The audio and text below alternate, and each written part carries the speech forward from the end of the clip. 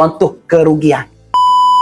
Tuan puan buka akaun emas hari ini, menabung dalam kaedah akaun gate serendah 100. Jual juga hari ini, tuan puan akan rugi RM9 sahaja. Jadi isi beg biru, nanti saya akan hubungi.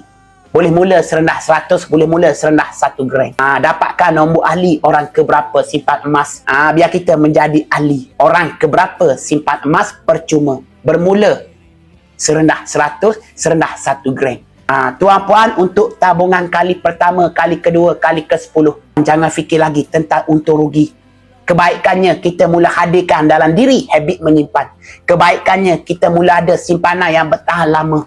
Itu kebaikannya. Keuntungan emas jangan fikir lagi, sebab hanya persoalan masa.